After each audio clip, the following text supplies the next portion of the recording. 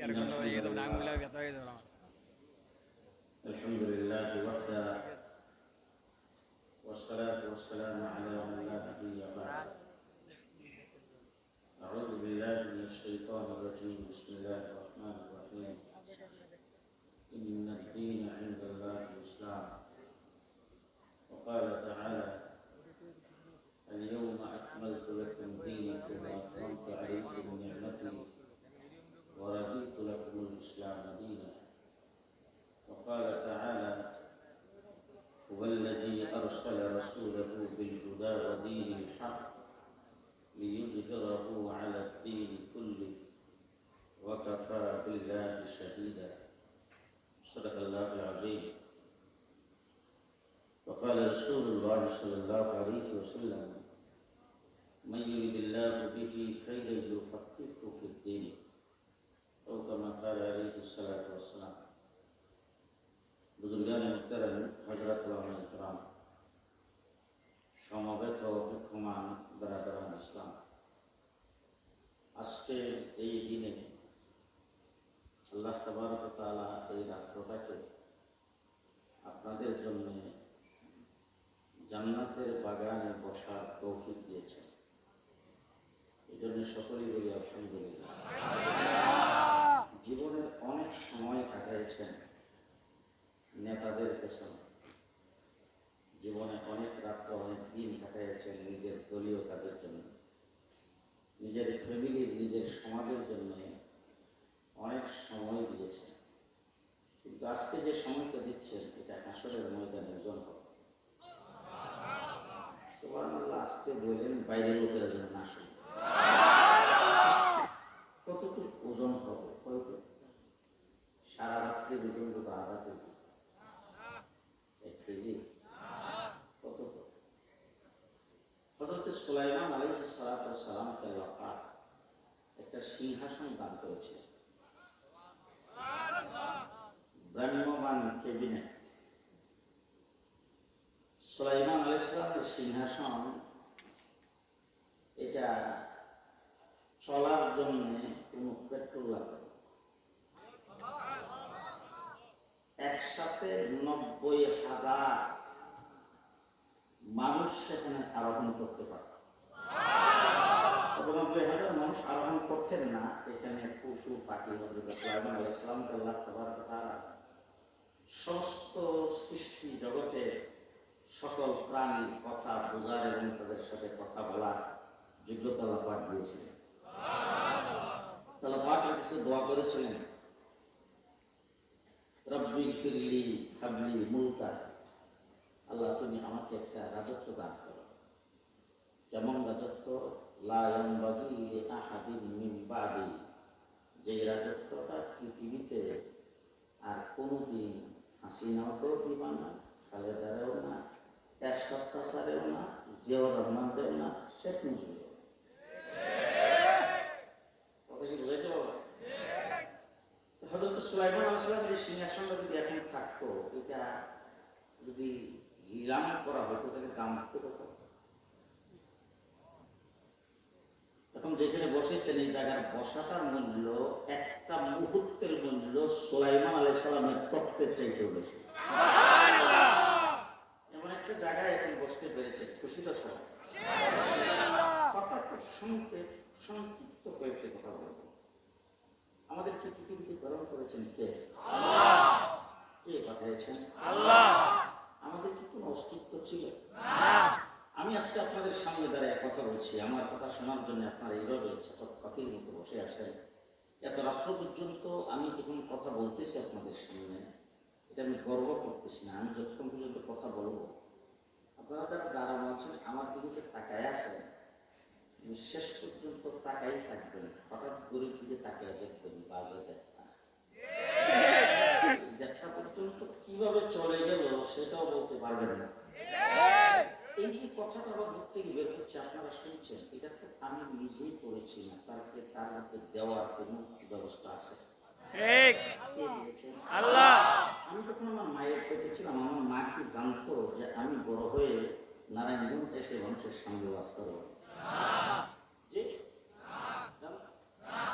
আপনাদের এখানে কেন শামীম ওসমান সাহেবের মা কি জানতো যে তার মা পেটে যখন সে ছিল আমার ছেলে বড় হইয়া এমপি হবে, দৈনিক 80 রাকাত নফল নামাজ পড়বে? জানতো?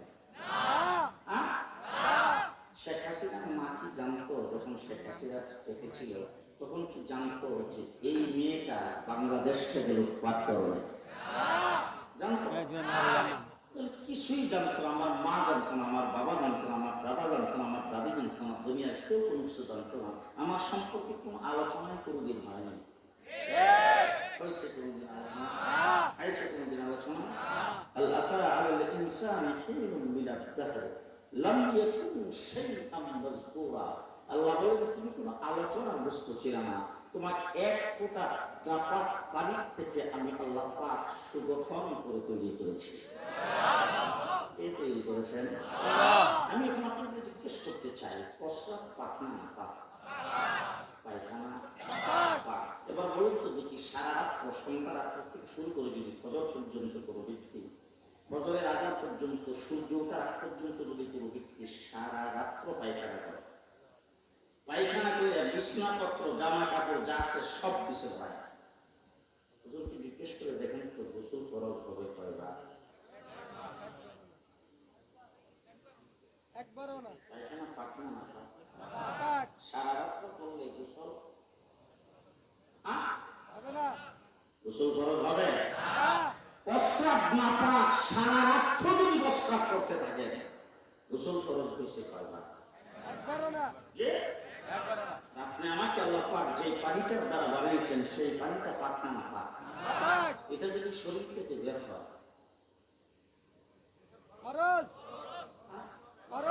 তাহলে প্রস্রাব পায়খানার মতোই না পাক না, এক চাইতে আরো বেশি না পাক? কথা বলেন, কথা বলেন। যেটা শরীর থেকে বের হইলে গোসল ফরজ হয়, এরকম একটা গাল না পাক পানির দ্বারা আল্লাহ পাক বলেন লাকাদ খালাকনাল ইনসান ফি আহসানি তাকবীর। আল্লাহু আকবার। ৮০,০০০ মাখলুকাতের ভিতরে সবচেয়ে বেশি সুন্দর করে তোমাদেরকে বানিয়েছে। সুবহানাল্লাহ। কে বানিয়েছে? আল্লাহ। আরো জোরে আল্লাহ। আল্লাহ বানিয়েছে। এখন আমার মায়ের পেটে যখন আমি সেখানে ছিলাম, প্রচন্ড গরমের ভিতরে মা এসি রুমের ভিতরে তার গরম লাগে, তখন পরে এসির দিকে তাকায় কি রে এসি রুম ঠান্ডা লাগে, ছেলে তখন মা ঠান্ডা হয়ে গেছে নেট পড়াতে খালি কি কি জানি করে বড় ওখানে না করে কথা বলে প্রচন্ড গরমের ভিতরে যখন আপনার মা শরীরে গরম লাগে, পাতলা জামা কাপড় পরে শরীর থেকে যখন গান বের হয়, আর সে মায়ের পেটে আপনি আল্লাহ বলেন তোমার মায়ের পেটের ভিতরে আমি গরম স্পর্শ করতে দেইনি। আজ পর্যন্ত কোনোদিন শুনছেন যে মা যখন প্রচন্ড গরমের দিন আসে তখন মাকে অন্তত দৈনিক ২ ঘন্টা কচুরি ফেনাওয়ালা একটা পুষ্টনিতে চোবা দেওয়া রাখে? শুনছেন? প্রচন্ড শীত, হাত কাঁপানো শীতের ভিতরে তোমার মা শীতে কাঁপতেছে, কিন্তু তুমি তোমার মায়ের পেটে আমি আল্লাহ পাক সেখানে শীত বসতে দেয়নি।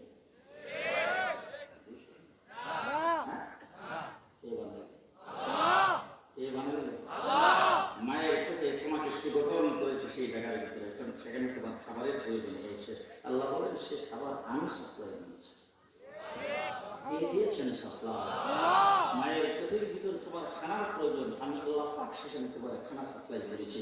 এরপর তুমি পৃথিবীতে আসবা, দুনিয়ার কোন ডাক্তাররা তো এখন কষায় খানায় পরিণত হয়েছে, কথা কথায় সিধা। আমার আল্লাহ রাব্বুল আলামিন বলেন তোমাকে বিশেষ কায়দায় পৃথিবীতে যখন আমি আনলাম তখন তোমার মুখ ছিল দাঁত, কথা না বলে কথা ছিল, মুখ ছিল দাঁত, জবান ছিল কথা বলার শক্তি, হাত ছিল ধরার শক্তি ছিল, হাত ছিল ধরার শক্তি ছিল না, মুখ ছিল চালাইবার শক্তি ছিল না, চোখ ছিল দেখার শক্তি ছিল না, পাও ছিল চলার শক্তি ছিল না, ব্রেন ছিল তোমার চিন্তা ভাবনা করার শক্তি ছিল না, কান ছিল তোমার শোনার শক্তি ছিল না। এবং একটি অবস্থায় তোমাকে দুনিয়াতে প্রেরণ করেছি আমি আল্লাহ তাবারক ওয়া তাআলা তোমার মায়ের কোলে এমন ভাবে তোমাকে লালন পালন করে করেছি, তোমার মা অন্তরে এমনভাবে মহব্বত ঢেলে দিয়েছি যে তোমার এই শোয়া অবস্থায়, বলতে না পারা অবস্থায়, চলতে না পারা অবস্থায় তোমার সব সমস্যার সমাধান হয়েছে। সব সমস্যার সমাধান। তুমি তোমার শুয়ে আসো, শুয়ে থাকতে থাকতে তোমার একটা ওষুধ চলে গিয়েছে, তোমার মনে চাচ্ছে একটু তুলে উঠার, তোমার হাত পা এখন ঠিক করে তুমি রাখতে পারতেছ না, দীর্ঘক্ষণ শুয়ে থাকার কারণে তোমার অসহ্য লাগতেছে।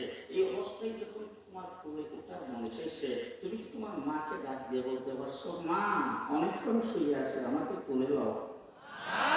তখন তোমার মুখের ভিতরে শুধু মন্ত্র ছিল একটা, ছিল এবার তুমি শুয়ে আসো, তোমার শরীরের মধ্যে এসে পিঁপড়া উঠছে, পিঁপড়া হাতের নিচে, পায়ের নিচে, পায়ের চিপায় তোমাকে কামড় দিয়েছে। তুমি মাকে ডাক দিয়ে বলতে পারো না, মা একটা পিঁপড়া আমাকে দংশন করেছে, একটা পিঁপড়া আমাকে কামড় দিয়েছে। তোমার একটা মন্ত্র,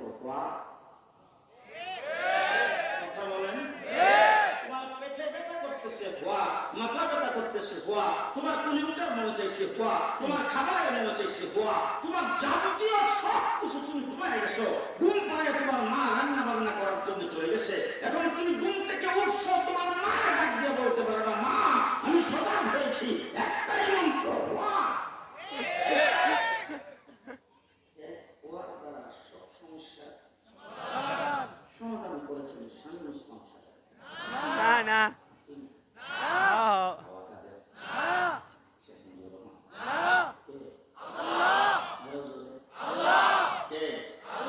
তোমার মুখের ভিতরে দাঁত ছিল না, দাঁতগুলি তো বোধ হয় তুমি বিয়েছে লাগিয়েছে, শেষ বাজার থেকে কিনে আনছে, কে উঠাইল?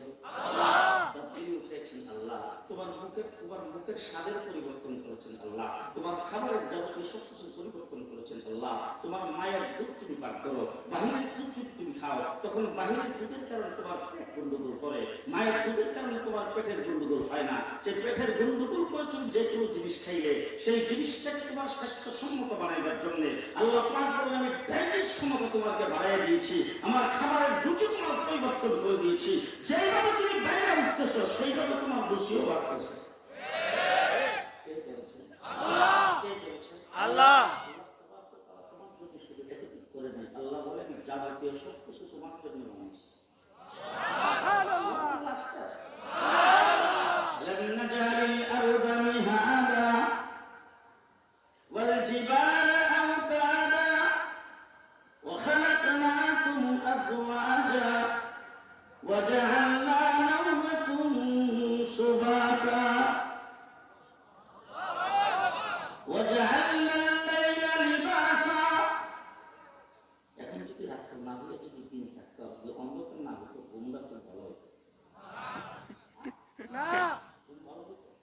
আল্লাহ যদি রাত্রটা না দিত, 24 ঘন্টা যদি আল্লাহ পাক দিনের মতো সূর্য উঠায় রাখতো, তাহলে মালিকের শ্রমিকে খুব মিল থাকতো। জি, শ্রমিক বেচারা করতো আমি ঘুমাবো দিনের 12টার থেকে, আর মালিক করতো সাবধান। রাত্র এবং দিন দিয়ে আল্লাহ তাবারক ওয়া তাআলা বিষয়টাকে ভাগ করে দিয়েছেন। দিনটাকে দিয়েছেন তোমার রোজগারের জন্য, রাত্রকে দিয়েছেন তোমার ঘুম হওয়ার জন্য।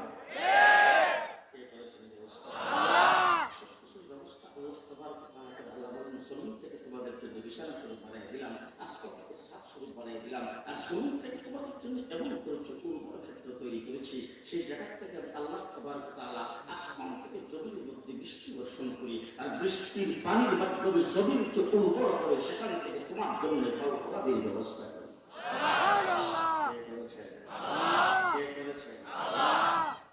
এক জায়গায় গেলাম, দেখি বাঁশের গাছ, ছিলেন না? বাঁশের গাছ, বাঁশের গাছ হলো ক্ষেতের আইনের মধ্যে, ক্ষেত্রে বলতে হইল দেখতে কিন্তু একরকম কথা দিই। এবার যদি গেন্দারে যদি চাপান, সেটার ভিতর থেকে রস মিষ্টি নাই তো, চিনি মিশানো কিনা, দেখতে তো একই রকম। বাঁশটার যদি চাপান,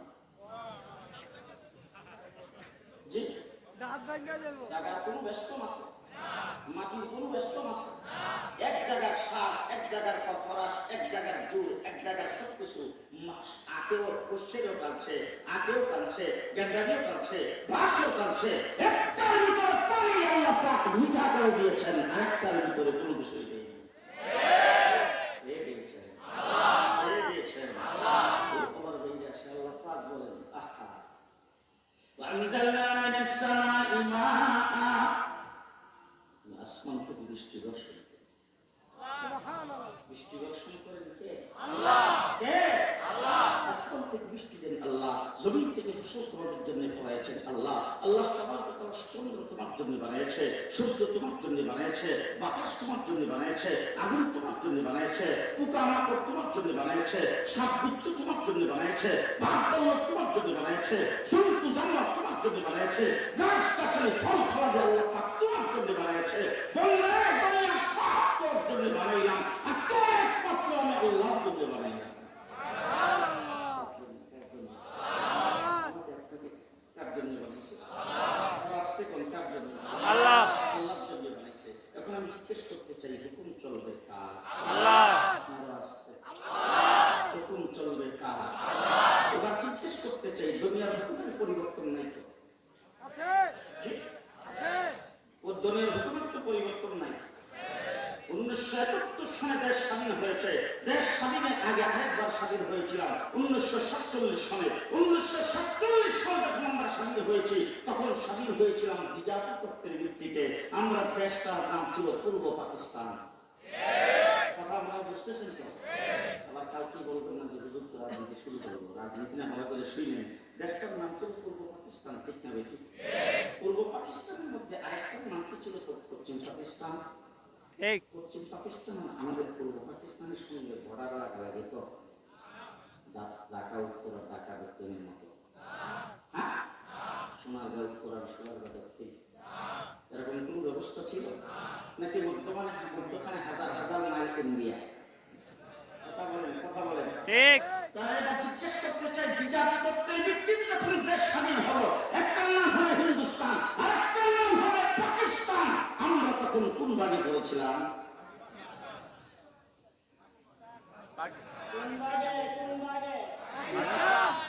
এবার জিজ্ঞেস করতে চাই, আমাদের ভাষা কি? বাঙালি ভাষা বাংলা। এবার আমার পাশে আরেকটা জায়গা আছে, যে জায়গাটার নাম হলো কলিকাতা, পশ্চিমবঙ্গ, ইন্ডিয়া। ওই জায়গাটার ভাষা কি? বাংলা। তারা জাতে কি? বাঙালি। তাহলে তারাও বাঙালি, আমরাও বাঙালি। তারাও বাংলা ভাষায় কথা বলে, আমরাও বাংলা ভাষায় কথা বলি। তাদের ভাষাও বাংলা, আমাদের ভাষাও বাংলা। আমরাও বাঙালি, তারাও বাঙালি। তো শ্রীবানাস্তিন বলছিল, এপার বাংলা ওপার বাংলা, মধ্যখান থেকে বরাকটা তো উঠেই বেরিয়ে চলে। আমি আপনাদের জিজ্ঞেস করতে চাই, বাঙালি জাতি কলকাতার মানুষ, বাঙালি জাতি ঢাকার মানুষ, তাইলে ঢাকা কেন হলো পাকিস্তান, কলকাতা কেন হলো হিন্দুস্তান? ভাষার দিক দিয়ে কোনো পার্থক্য? জি। জাতির দিক দিয়ে কোনো পার্থক্য নাই। এখন বাকি কথাটা তো তোর আপনারা দিবেন, আমারও শেষ। কলিকাতা কেন হলো হিন্দুস্তানের অংশ? আমরা কেন হয়েছিলাম সাত সমুদ্রে এত হাজার হাজার বাইল পরে? আমরা কেন হয়েছিলাম পাকিস্তানের অংশ?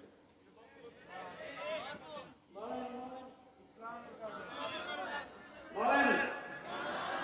আজকে যারা বাংলাদেশে মুক্তিযুদ্ধের চেতনার কথা বলে 15 বছর পর্যন্ত শোষণ করেছ, তাদের প্রসঙ্গে বলতে চায়, আমরা মুসলিম হিসাবে হয়েছিলাম পূর্ব পাকিস্তান। আমাদের পরিচয় মুসলমান শব্দটাকে আসতে করে না, ভয় না, কি করে না। আমাদের পরিচয়, আমাদের পরিচয় মুসলমান। 1947 সালে আমরা পাকিস্তান হয়েছিলাম মুসলিম অধ্যুষিত হওয়ার কারণে। ঠিক না বেঠিক? এবার আসলে দেখি পশ্চিম পাকিস্তানিরা আমাদের উপর বৈষম্য চালাইছে। চাকরির ক্ষেত্রে, শিক্ষার ক্ষেত্রে আমাদের উপর যখন তারা নির্যাতন করতে শুরু করেছেন, বৈষম্যমূলক আচরণ শুরু করেছে, তখন 7.5 কোটি বাঙালি পশ্চিম পাকিস্তানের দর্শ করে 9 মাসে স্বাধীন করেছে বাংলাদেশ। 9 মাস।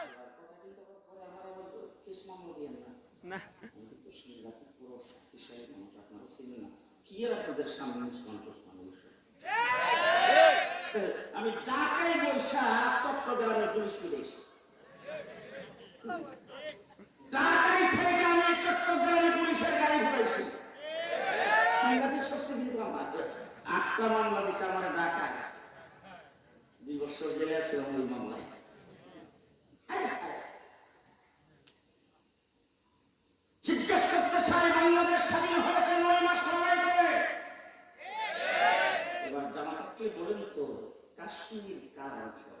পাকিস্তানের হিন্দুস্তানের অংশ, হিন্দুস্তানের অংশ কাশ্মীর স্বাধীনতা লাভ করার জন্য 70 বছর যাবৎ লড়াই করতেছে।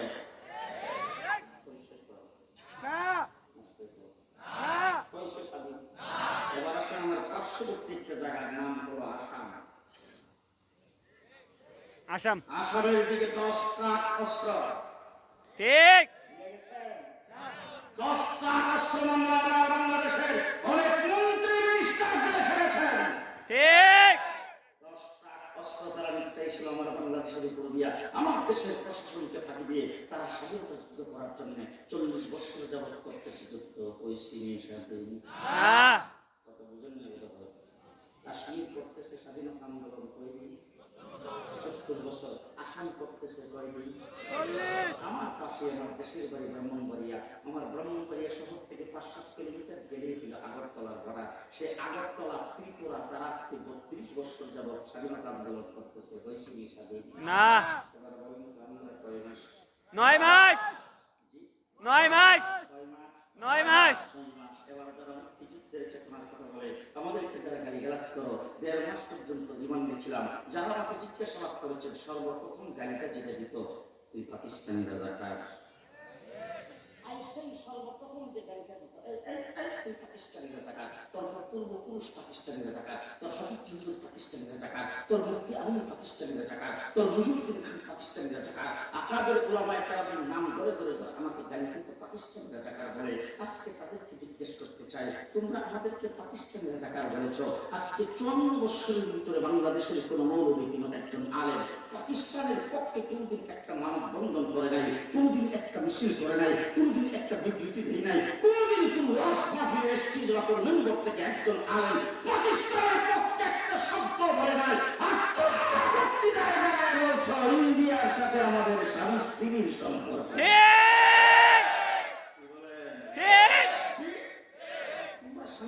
সম্পর্ক যখন তোমরা বলছো, তখন আমরা ধরে নিয়েছিলাম যে আমাদের মেয়েকে আসলে প্রেম করে ফেলছে। শেষ পর্যন্ত দেখলাম এমন প্রেম লাগাইছে, মেয়ে বাইকেই চলে গেছে। আমি জানি না আপনাদের নারায়ণগঞ্জের অবস্থা। নারায়ণগঞ্জের কোন মেয়ে যদি ভাগ্যা যায়, তাইলে মা বাবা বলে যায় না না না না, বান্ধবী কারো কয় না, বান্ধবীর যায় একেবারে টেলিভিশন করে। কথা বলেন, কথা বলেন। শেখ হাসিনার বাইক দিয়ে গেল, লাগেজ তো 16টা টিকে নিল। ছাত্রলীগ, যুবলীগ, শ্রমিক লীগ, আওয়ামী লীগের কাউরে করে গেছে?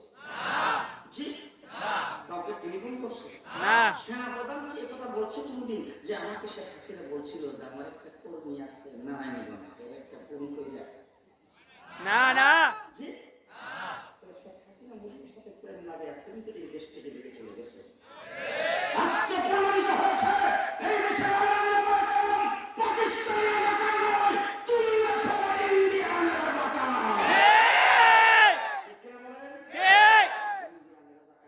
বাংলাদেশের কোনো ক্ষতি নাই। ঠিক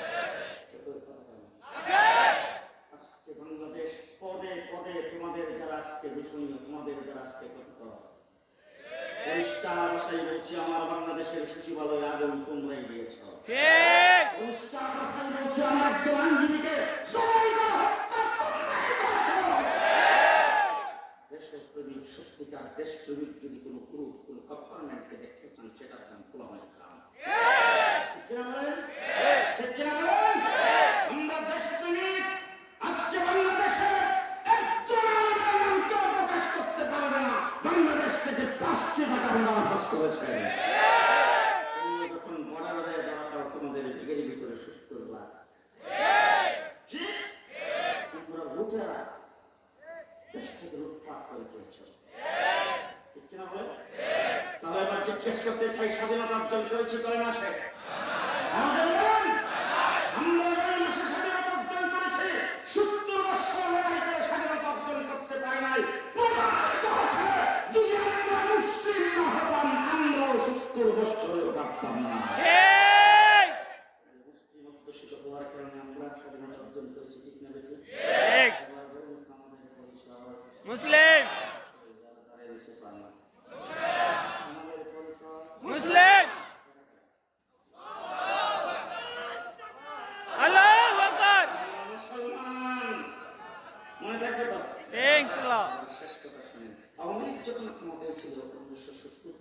75 পর্যন্ত, তখন আওয়ামী লীগের সরকার শেখ মুজিবুর রহমান একটা সংবিধান তৈরি করেছিলেন। ঠিক সেই বাকশাল সংবিধান তৈরি করে আওয়ামী লীগ পর্যন্ত ব্যান করে বাকশাল কায়েম করেছিলেন। ঠিক সেই সংবিধানটা যখন পরবর্তীতে জিয়াউর রহমান ক্ষমতায় আসলো, পরিবর্তন হয় নাই। এবার যখন জিয়াউর রহমানের পরে এরশাদ চাচা আইছে, তখন তো কোনো পরিবর্তন হয় নাই। হয়েছে? এরশাদ চাচার পরে যখন আবার আসছে এবার বিএনপি, তখন পরিবর্তন হয়েছে কিনা? আবার যখন বিএনপির পরে আসছে আওয়ামী লীগ, তখন হয়েছে জি।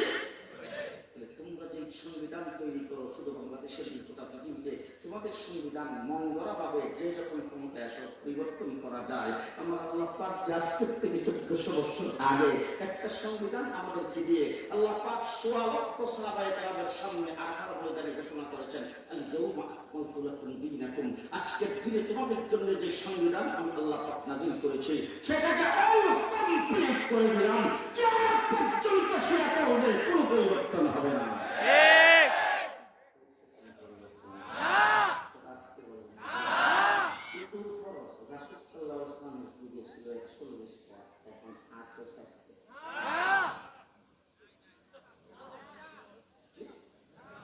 হযরত আবু বকর সিদ্দিকের যুগে ছিল 21টা, এখন কাটতে কাটতে 4টা রয়েছে। 2041 যায় ওজুর খরচ টাকা কিনা শব্দ আছে। কথা বলেন, কথা বলেন। জি। আল্লাহ নবীর যুগে তায়াম্মুমের খরচ ছিল 3টা, এখনো। রাসূলের যুগে গোসলের খরচ ছিল 3টা, এখনো। মসজিদে নববীতে রাসূল যখন যাইতেন তখন কোন পাও দিয়ে যাইতেন? নারায়ণগঞ্জে গেট মসজিদে গেলে কোন পাও? আপনাদের এখানে চাষাবাদ মসজিদে গেলে কোন পাও? আলিপটেকের মসজিদে গেলে কোন পাও? গোটা পৃথিবীর যত মসজিদ তুমি ইবাদত করতে যাইবা, তুমি সেখানে ঢোকার সময় ডান পাও দিয়ে যাইবা। আজকের থেকে 1400 বছর আগে রাসূল নির্ধারণ করে গেছেন, কিয়ামত পর্যন্ত ডান পাও থাকবে, কোনোদিন 2 পাও একসাথে হবে না। বলেন ঠিক না বেঠিক? যখন বাথরুমে কোনো ব্যক্তি যাবে বাম পাও, রাসূল যখন যাইতেন তখন বাম পাও, এখন পর্যন্ত আছে বাম পাও। এবার যখন আপনি মসজিদ যাবেন তখন দোয়া বলতো রাসূল পড়তো সূরা বাকারা। যে হুজুর আকরাম সাল্লাল্লাহু আলাইহি ওয়াসাল্লাম পড়তেন আল্লাহুম্মা ফতাহলি আবওয়াব রাহমাতিক। এখন আপনি মসজিদে গেলে কোন দোয়া? কোন পরিবর্তন? আর আজকে রাসূল সাল্লাল্লাহু আলাইহি ওয়াসাল্লাম আমাদের জন্য যে কমপ্লিট দিন ব্যবস্থা, কমপ্লিট ব্যবস্থা রাসূল আমাদের জন্য দিয়ে গেছেন, এটা কিয়ামত পর্যন্ত যে অবস্থায় দিয়েছেন এই অবস্থায় থাকবে। দিন দুনিয়া আধুনিক হোক, দুনিয়া মডার্ন হোক, দুনিয়া ডিজিটাল হোক, দুনিয়া স্মার্ট হোক, ইসলামের কোনো পরিবর্তন হবে না। কথা কি বুঝাইতে পারলাম? ইসলামের কোনো পরিবর্তন হবে না। আবার শেষ কথা, আমার তসলিমা নাসরিনের নাম জীবন শুনলেন। তসলিমা নাসরিন 3টা কথা বলছিল, 3টা কথা। কয়টা কথা?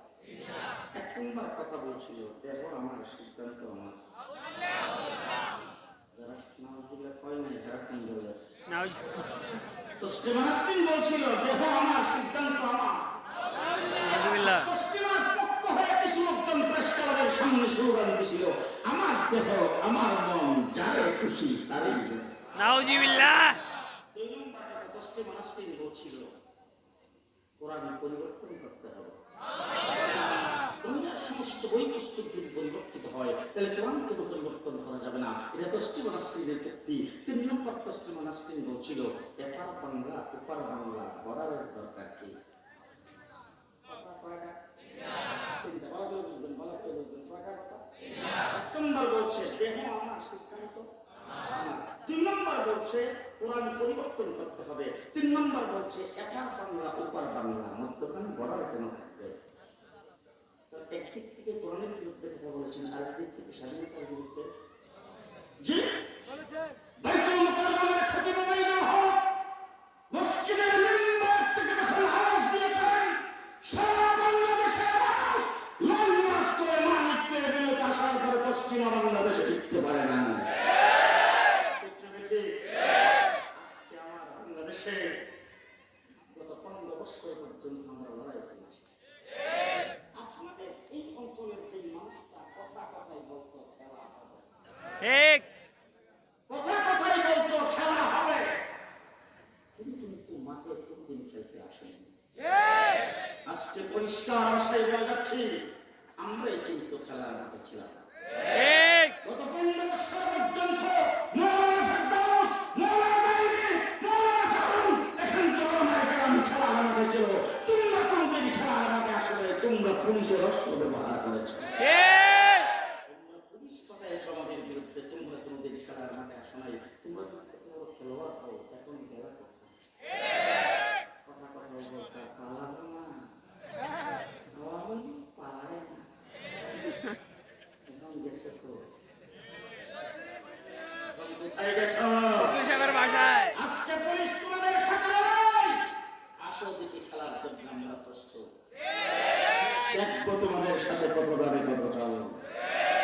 কিন্তু 15 বছর পর্যন্ত যারা দিনের বুক আরামে করে, যারা ধর্মীয় পক্ষপাতের দোহাই দিয়ে ইসলামকে এই দেশ থেকে উৎখাত করতে চেয়েছে, দেশের স্বাধীনতাকে নস্যাৎ করতে চেয়েছে, 57 জন আর্মি অফিসারকে যারা পাখির মতো হত্যা করেছে, সাতপা চত্বরে যারা 1,54,000 গুলি চালাইছে, সেই প্রতাপদেরকে, সেই প্রেসিডেন্টকে জুলাই আগস্টে আন্দোলনে বাংলাদেশ থেকে এমনভাবে উৎখাত করেছি যেটা পৃথিবীর ইতিহাসে নাই। ঠিক আমার বাংলাদেশে এরশাদের পতন হয় নাই। হয়েছে কথা বলে বেশি কিনা? এমন তখন পৃথিবীতে সিরিয়ার সরকার পরিবর্তন হয়েছে, টার্কির সরকার পরিবর্তন হয়েছে, মালয়েশিয়ার সরকার পরিবর্তন হয়েছে, আমার দেশের কিছু বছর আগেই মানে শ্রীলঙ্কার সরকার পতন হয়েছে। কিন্তু এত বড় পতন কোনোদিন কাহারও দেখি নাই। কোন মসজিদের ইমাম যদি তাকে সমর্থন করছে, এটারও অস্তিত্ব নাই। কথা বলেন ঠিক না বেঠিক? গ্রামে গঞ্জে সর্বত্র যে সমস্ত বাহিনী তাদের ছিল, একটা অস্তিত্ব নাই, সব শেষ। ঠিক কিনা বলেন? আমরা যাত্রাবাড়ির মোড়ে একটা মূর্তি লাগাইবার জন্য আমরা খুব সুন্দর ভাষায় কথা বলেছিলাম। ভাষাটা আমাদের কি ছিল? মাননীয় প্রধানমন্ত্রী, আপনার বাবার নেতৃত্বে যেহেতু এই দেশ স্বাধীন হয়েছে, সুতরাং আপনার বাবা আমাদেরও লিডার, সুতরাং আপনার বাবা আমাদেরও লিডার, সুতরাং আমাদের একজন লিডারের মূর্তি আপনি যাত্রাবাড়ির মোড়ে লাগাবেন, আর এই মূর্তির মাথায় বসে বসে কাকে পশুর পাখি পায়খানা করবে, এটা আমাদের কাছে দেখতে খারাপ লাগবে। সুতরাং এই মূর্তিটা এখানে লাগে, আপনার বাবার বিরোধিত হতে আমরা চাই না। আমরা এত সুন্দর ভাষায় কথা বলেছিলাম, কিন্তু আমাদেরকে ধরে নিয়ে জেলখানার ভিতরে ঢুকিয়ে দিলেন। আর যেদিন শেখ হাসিনা হেলিকপ্টার উঠছে, তার ভিতরে বাংলাদেশের সমস্ত মুক্তি শেষ। ঠিক কিনা বলেন? ঠিক কিনা বলেন? যারা জুলাই আগস্টে আন্দোলন করেছে, রাজপথে যখন আল্লাহু আকবার আওয়াজ শুনেছেন, মসজিদ থেকে যখন আজানের আওয়াজ ভেসে আসছে, সাথে সাথে পিছটা রাস্তায় একজনকে ইমাম বানায় নামাজের মধ্যে দাঁড়ায় গেছে। সেই দৃশ্য গণভবনে যখন ঢুকতে পেরেছে, গণভবনে যাওয়ার সাথে সাথে সেজদায় হতে পেরেছে। সেজদার থেকে উঠে আল্লাহ তাআলার চোখের পানি ফেলে আল্লাহ তাআলার দুই হাত উত্তোলন করে ডাক দিয়ে বলছেন, আল্লাহ এই বিজয় তুমি আমাদেরকে দিয়েছ। এরকম জুলাই আগস্টে আন্দোলন করে যারা আল্লাহ নাম নিয়েছে, যারা রাজপথের মতো বের করেছে, যারা মুসলমান এই দেশকে পেশিবাদ মুক্তর জন্য আন্দোলন করেছেন, সেই জুলাই আগস্টের আন্দোলন শাপলা চত্বরের রক্ত এই জন্য দেওয়া হয়নি যে পেশার কন্ট্রাক্টররা এই দেশে ক্ষমতায় থাকবে।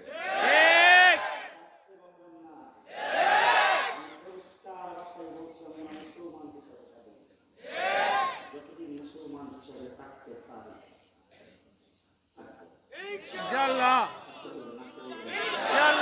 আমার কথা আমি বলছি, জানি না আপনারা একমত হবেন কিনা। আমি আমার এই দেশে থাকবো যখন আমার ইমান বাসায় মুসলমান হিসেবে থাকতে পারি। যেদিন দেখবো আমি মুসলমান হিসেবে থাকতে পারবো না, আমার থাকার দরকার নয়। ঠিক কিনা বলেন? ঠিক কিনা বলেন? কথাবার্তা পরিষ্কার। এখন যদি কেউ যদি বিতর্কিত বিষয় চিন্তা ভাবনা করে, হুজুর তারা সম্পর্কে আমেরিকার থেকে তারা পেটিশন পাইছে, ওই জায়গা থেকে তাদেরকে ধরে দিয়েছেন, এই জন্য নারী কমিশন এই রিপোর্ট পেশ করেছেন, এই প্রস্তাব দিয়েছেন। হুজুর এটা তো আমেরিকার পেটিশন, এটা তো ভারতের পেটিশন, আমরা ভারতের পেটের ভিতরে থাকি, আমরা আমেরিকা একটা বড় শক্তি, আমেরিকা যদি তাকে ধরে এই যে একবারে শ্রমণের কাপ নিয়ে ছাড়ে হুজুর এখন আমরা কি করবো? ডক্টর ইউনূস সাহেব সহ যারা ক্ষমতা আছেন তারা অনেক কিছু বুঝেন, তাদের ইচ্ছা থাকে সত্য তো তা করতে পারেন না। পরিষ্কার ভাষায় বলে যাচ্ছি, রাখো তোমার আমেরিকা, রাখো তোমার ভারত, আমি যতদিন পর্যন্ত ইমান নিয়ে এই দেশে বেঁচে থাকতে পারবো ততদিন পর্যন্ত এই দেশে বেঁচে থাকবো। আর আমার দেশকে টিকে রাখার জন্য ইসলামকে উৎখাত করবো, সেটা হবে না। কথা বলেন ঠিক না বেঠিক? আমার দেশ থাকবে যদি ইসলাম থাকে। আমরা যদি মুসলমান হিসেবে থাকতে না পারি, দেশ থাকবে। আমি যদি মুসলমান হিসেবে থাকতে না পারি, আমার সন্তান যদি এই দেশে ইসলাম নিয়ে বসবাস করতে না পারে, বাংলাদেশের দরকার নাই, আমাদের দরকার নাই। তাহলে আমরা এই দেশে কি নিয়ে থাকবো? ইসলাম। কি নিয়ে থাকবো? ইসলাম। ইসলাম নিয়ে থাকবো। তাহলে আল্লাহ পাক কোরআন শরীফের ভিতরে আপনাদের নারায়ণগঞ্জের কোরআন আছে কিনা জানি না। আমি ব্রাহ্মণবাড়িয়ার কোরআন শরীফে পড়ছি আর এখন ঢাকায় এসেছি। নারায়ণগঞ্জের কোরআন আমি জানি না। লিজ্জাতের মিসল হদ্দিল উনসাইন এরকম কোন আয়াত আপনাদের নারায়ণগঞ্জের কোরআনে আছে? স্বামী মুসলমান সাহেব 70-80 টাকা নামাজ যে কোরআন দিয়ে পড়তো, এই কোরআনে আছে তো? আছে আছে আছে না? সেই কোরআন যদি থেকে থাকে, এখন যদি কোনো ব্যক্তি বলে নারী পুরুষের সমান অধিকার, বাবার সম্পত্তিতে ছেলে যা পাবে মেয়ে তা পাবে, মেয়েদের উপরে কোনো বৈষম্য আচরণ করা যাবে না, এটি কি কোরআন বিরোধী না কোরআনের পক্ষে? কোরআন বিরোধী না কোরআনের পক্ষে? জিজ্ঞেস করতে চাই, কোরআনের একটা আয়াত যদি কোনো ব্যক্তি অস্বীকার করে, সেই ব্যক্তি কি? কাফের। তোমার যদি সেই কোরআনের আয়াত মানতে ভালো না লাগে, তুমি যদি কোরআনকে সমর্থন না করো, তুমি যদি কোরআন শুনতে ভালো না লাগে, কোরআনের কথা যদি তুমি বিশ্বাস না করো, তুমি তোমার জায়গায় থাকো। হিন্দু আছে, বৌদ্ধ আছে, খ্রিস্টান আছে, নাস্তিক আছে, মুরতাদ আছে, আমরা তাদের সঙ্গে লড়াই করতে যাই না। তুমি তোমার জায়গায় থাকো, আমাদের কোনো আপত্তি নাই। কিন্তু তুমি ডক্টর ইউনূস সাহেবের মাথার উপরে বসে, সেই জায়গায় বসে তুমি কোরআনের বিরুদ্ধে আর এই দেশের জনগণের উপর চাপাইয়া দেওয়ার চেষ্টা করবা, পরিষ্কার ভাষায় বলছি, পিটায়া তখতা বানায় দেওয়া হবে। প্রস্তুত আছেন তো? প্রস্তুত আছেন তো? ইনশাআল্লাহ। তোমার যদি ব্যবসাগিরি করতে ভালো লাগে, তুমি রাত্র বছরে শতক মানুষের সাথে যায় ব্যবসাগিরি করো, আমার কোনো আপত্তি নাই। তবে আমার দেশের মানুষদেরকে ব্যবসাবৃত্তি দ্বারা গাইবার চেষ্টা করবা, বাংলাদেশ থেকে জুতা পিটা করে বের করবা। বুঝে আসতেছে? আল্লাহু আকবার। বুঝে আসতেছে? আল্লাহু আকবার। পরিষ্কার ভাষায় বলে যাচ্ছি, বড় করে শুনে রাখেন। পরিষ্কার ভাষায় বলে যাচ্ছি, শুধু আজকেই শুনে না। প্রধান উপদেষ্টার সামনে মিটিং ডেকেছিল 105 জনের। সেই জায়গায় আমাকে বক্তব্য রাখতে দিয়েছিল। আমি প্রথমে এই কথা বলছি। 11টা কমিশন গঠন করা হয়েছে। প্রত্যেক কমিশনের চেয়ারম্যান উপস্থিত ছিল। তাদের দিকে আমি অনুসারে করে বলছি, আপনারা সংস্কার করবেন, আপনাদের ব্রেইনের ভিতরে এই কথাটা লিখে রাখবেন ভালো করে, দেশটা মুসলমানের। ইসলামকে বাদ দিয়ে কোন সংস্কার বাংলার বাড়িতে হবে না। আজকে নারী কমিশন প্রস্তাব করেছেন, দেশ হলো ইহুজাতিক সংস্থা, একটা ইহুজাতিক ব্যবস্থা। সুতরাং ইহুজাতিক কোন ব্যবস্থাতে কোন ধর্মের কোন মন্ত্র, কোন ধর্মের কোন বিশেষণ, কোন ধর্মের কোন বাক্য দিয়া সংবিধান শুরু হতে পারে না। ঠিক। তার মানে বিসমিল্লাহ থাকতে পারবে না। তাদের প্রস্তাব বিসমিল্লাহ থাকতে পারবে না। রাষ্ট্রধর্ম ইসলাম থাকতে পারবে না। তাদের প্রস্তাব আল্লাহর উপর পূর্ণ আস্থা ও বিশ্বাস দিয়ে সংবিধান শুরু করতে পারবে না। পরিষ্কার ভাষায় বলছি, আল্লাহর উপর পূর্ণ আস্থা ও বিশ্বাস, বিসমিল্লাহ সহ গোটা সংবিধানের কোন জায়গায় একটা অক্ষর যদি ইসলামের সাথে আর কোরআনের সাথে সাংঘর্ষিক থাকে, আজকে আপনাদের নদীর পারে বলে দিলাম, গোটা সংবিধানকে বলে পরিগণনায় নিক্ষেপ করে দেওয়া হবে। প্রস্তুত আছেন? প্রস্তুত আছেন? ইনশাআল্লাহ। শেষ কথা বলছি, ডাক্তার ইউনূস সাহেব, এখন বাজে কটা? 12টা। 12টা যদি বাজে, এখানে আছে 6 ঘন্টা। কালকে সারাদিন হইল 12 ঘন্টা। কয় ঘন্টা? 12 রাত্র ধরেন 12 ঘন্টা। কয় ঘন্টা হলো? জি 30 ঘন্টা। এরপর আমরা সমাবেশ করবো 6 ঘন্টা। ঠিক। 6 ঘন্টা। সর্বমোট কয় ঘন্টা হলো? জি 36 ঘন্টা টাইম। দেখবেন না, কথা বলতে কেউ না, কথা বলতে কেউ। 36 ঘন্টা টাইম। 36 ঘন্টার ভিতরে কমিশনকে বাতিল করতে হবে। বাতিল করতে হবে। যদি না করেন, আগামী শনিবার 12:30 থেকে 1টা সময়ের ভিতরে ঢাকার সর্বোচ্চ স্থান থেকে সারা বাংলাদেশে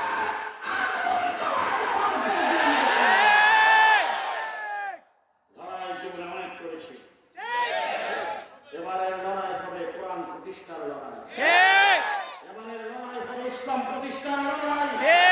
জীবনে অনেক রক্ত দিয়েছেন লেখার জন্য, মাথার জন্য, দলের জন্য।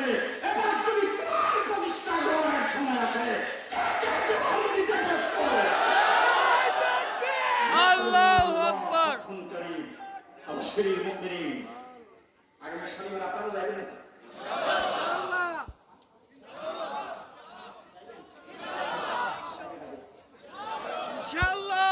যাইবেন তো ইনশাআল্লাহ। কালকের একটা দিন আছে না, যেটা বছর করার মতো একদিন আছে তো কালকে। বার্তা কি বাত? প্রত্যেক মসজিদ থেকে জুমার পরে মিছিল বের হতে হবে।